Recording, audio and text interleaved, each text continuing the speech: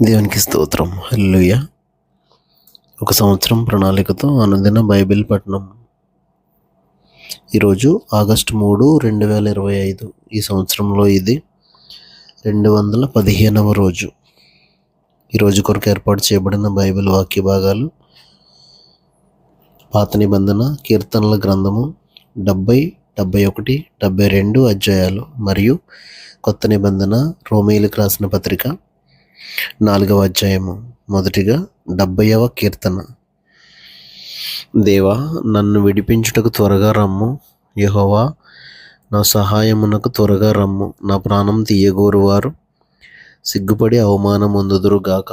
నాకు కీడు చేయగోరువారు వెనుకకు మళ్లింపబడి సిగ్గునొందుదురుగాక. ఆహా ఆహా అని పలుకువారు తమకు కలిగిన అవమానమును చూచి విస్మయమొందుదురుగాక. నిన్ను వెదకువారందరూ నిన్ను గూర్చి ఉత్సహించి సంతోషించుదురుగాక. నీ రక్షణను ప్రేమించువారందరూ దేవుడు మహిమపరచబడునుగాక అని నిత్యము చెప్పుకొందురుగాక.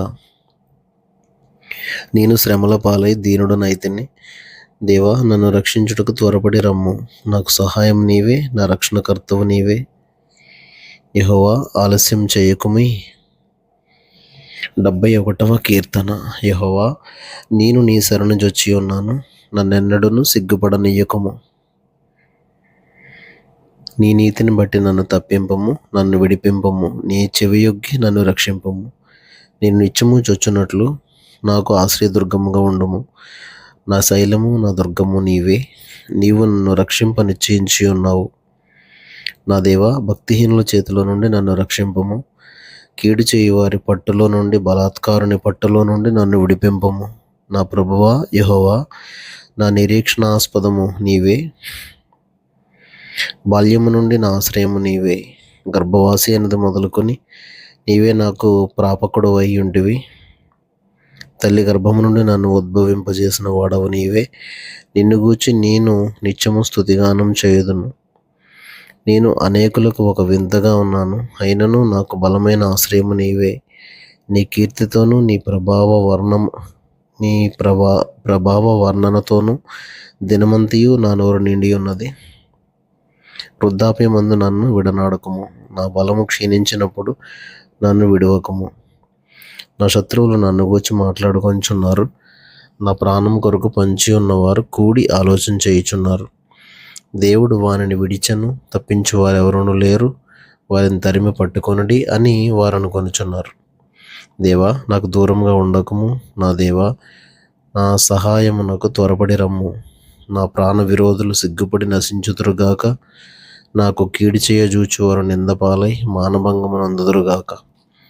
నేను ఎల్లప్పుడూ నిరీక్షింతును. నేను మరి ఎక్కువగా నిన్ను కీర్తింతును. నీ నీతిని, నీ రక్షణను నా నోరు దినమెల్ల వివరించును. అవి నాకు ఎన్న సఖ్యము కావు. ప్రభువైన యెహోవా వాక్కు బలవత్కార్యములను బట్టి నేను వర్ణింప మొదలుపెట్టదను. నీ నీతిని మాత్రమే నేను వర్ణించదను. దేవా, బాల్యము నుండి నీవు నాకు బోధించవచ్చు వచ్చితివి. ఇంతవరకు నీ ఆశ్చర్య కార్యములు నేను తెలుపుచునే వచ్చితిని. దేవా, వచ్చు తరమునకు నీ బాహుబలమును గూర్చియు, పుట్టబో వారికందరికీ నీ శౌర్యమును గూర్చియు నేను తెలియజెప్పునట్లు తల నెరసి వృద్ధునయుండు వరకు నన్ను విడువకము. దేవా, నీ నీతి మహాకాశమంత ఉన్నతమైనది. గొప్ప కార్యములు చేసిన దేవా, నీతో సాటి అయిన వాడెవడు? అనేకమైన కఠిన బాధలను మాకు కలుగజేసిన వాడా, నీవు మరలా మమ్ము బ్రతికించదవు. భూమి యొక్క అగాధ స్థలములలో నుండి నీవు మరలా మమ్ము లేవనెత్తెదవు. నా గొప్పతనమును వృద్ధి చేయుము. నా తట్టు మరలి నాకు నెమ్మది కలుగజేయము. నా దేవా, నేను కూడా నీ సత్యమును బట్టి స్వరమండల వాద్యముతో నిన్ను స్తుతించదను. ఇశ్రాయేలు పరిశుద్ధ దేవా, సితారాతో నిన్ను కీర్తించదను. నేను నిన్ను కీర్తించునప్పుడు నా పెదవులను, నీవు విమోచించిన నా ప్రాణమును నిన్ను గూర్చి ఉత్సాహధ్వని చేయును. నాకు కీడు చేయజూచువారు సిగ్గుపడి ఉన్నారు.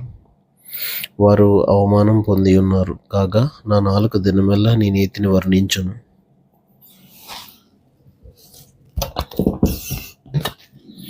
72వ కీర్తన.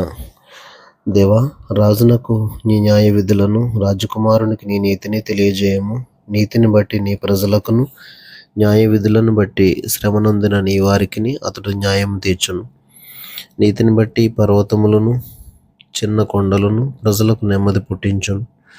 ప్రజలలో శ్రమనొంద వారికి అతడు న్యాయం తీర్చును. బీదల పిల్లలను రక్షించి బాధపెట్టి వారిని నలగగొట్టును. సూర్యుడు నిల్చున్నంత కాలము, చంద్రుడు నిల్చున్నంత కాలము తరములన్నిటను జనులు నీయందు భయభక్తులు కలిగి ఉందరు. గడ్డి కోసిన బీటి మీద కురియు వాన వలెను, భూమిని తడుపు మంచి వర్షము వలెను అతడు విజయం చేయును. అతని దినములలో నీతిమంతులు వర్ధిల్లుదురు. చంద్రుడు లేకపో వరకు క్షేమాభివృద్ధి కలుగును. సముద్రము నుండి సముద్రము వరకు, యూఫ్రటీస్ నది మొదలుకొని భూ దిగంతముల వరకు అతడు రాజ్యము చేయును. అరణ్యవాసులు అతనికి లోబడుదురు. అతని శత్రువులు మన్ను నాకెదరు. తర్షీషు రాజులు, ద్వీపముల రాజులు కప్పం చెల్లించెదరు. శెబారాజులను కానుకలు తీసుకుని వచ్చెదరు. రాజులందరూ అతనికి నమస్కారం చేసెదరు. అన్యజనులందరూ అతన్ని సేవించెదరు. దరిద్రులు మొరపెట్టగా అతడు వారిని విడిపించును.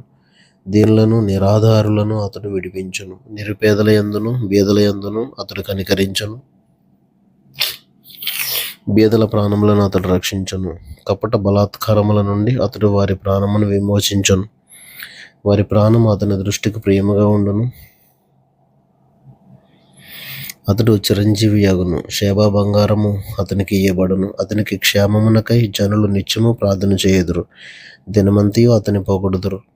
దేశములోను పర్వత శిఖరముల మీదను సస్య సమృద్ధి కలుగును. దాని పంట లెబానోను వృక్షముల వలె తాండవమాడుచుండును. నేల మీది పచ్చిక వలె పట్టణస్థులు తేజరిల్లుదురు. అతని పేరు నిత్యము నిలుచును. అతని నామము సూర్యుడున్నంతకాలము చిగుర్చుచుండును. అతనిని బట్టి మనుషులు దీవింపబడుదురు. అన్యజనులందరూ అతడు ధన్యుడని చెప్పుకొందురు. దేవుడైన యెహోవా ఇశ్రాయేలు యొక్క దేవుడు స్తుతింపబడును గాక. ఆయన మాత్రమే ఆశ్చర్య కార్యములు చేయువాడు. ఆయన మహిమగల నామము నిత్యము స్తుతింపబడును గాక.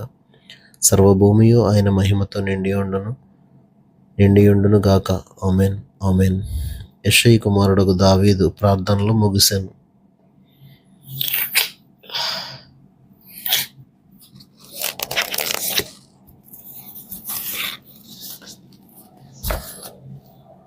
క్రొత్త నిబంధన అపోస్తలుడైన పౌలు రోమీయులకు రాసిన పత్రిక 4వ అధ్యాయము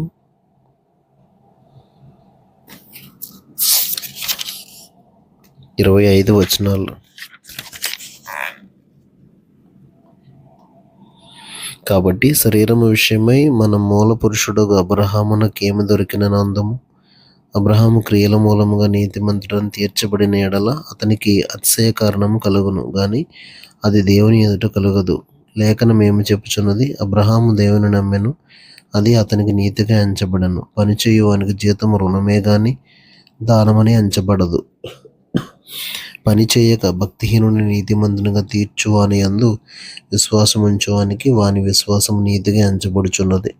ఆ ప్రకారమే క్రియలు లేకుండా దేవుడెవనిని నీతిమంతుడిగా ఎంచునో ఆ మనుష్యుడు ధన్యుడని దావీదు కూడా చెప్పుచున్నాడు. ఎలాగనగా తన అతిక్రమములకు పరిహారం నొందినవాడు, తన పాపమునకు ప్రాయశ్చిత్తం నొందినవాడు ధన్యుడు. ప్రభువు చేత నిర్దోషి అని ఎంచబడినవాడు ధన్యుడు. ఈ ధన్యవచనము సున్నతి గల వారిని గూర్చి చెప్పబడినదా, సున్నతి లేని వారిని గూర్చి కూడా చెప్పబడినదా? అబ్రహాము యొక్క విశ్వాసం అతనికి నీతి అని ఎంచబడిన అనుచున్నాము కదా. మంచిది. అది ఏ స్థితి యందు ఎంచబడెను? సున్నతి కలిగి ఉండినప్పుడా, సున్నతి లేనప్పుడా? సున్నతి కలిగి ఉండినప్పుడు కాదు, సున్నతి లేనప్పుడే. మరియు సున్నతి లేని వారైనను నమ్మిన వారికి అందరికీ అతడు తండ్రి అగుట వలన వారికి నీతి ఆరోపించుటకై అతడు సున్నతి పొందక మునుపు తనకు కలిగిన విశ్వాసము వలననైన నీతికి ముద్రగా సున్నతి అను గుర్తు పొందెను.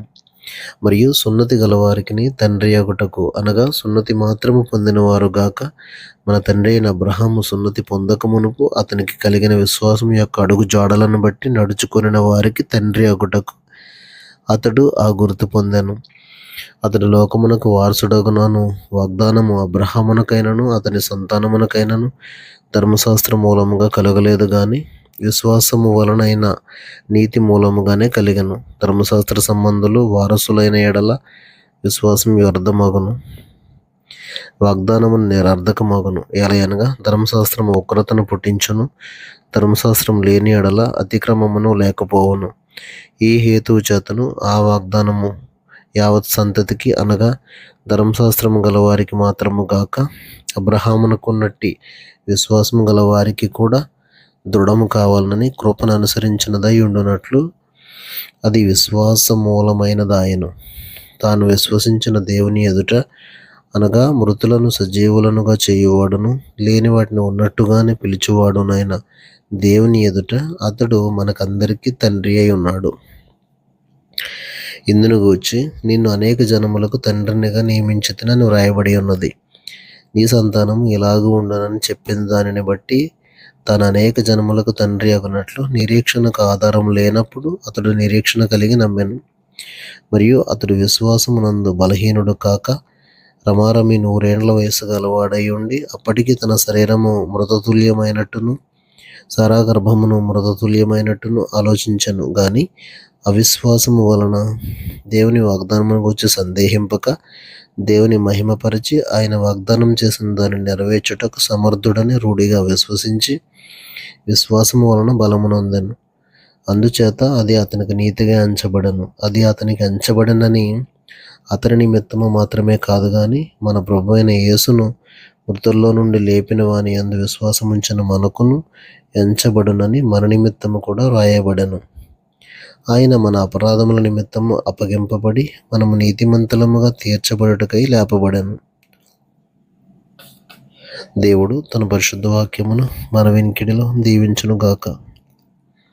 ఆమెన్.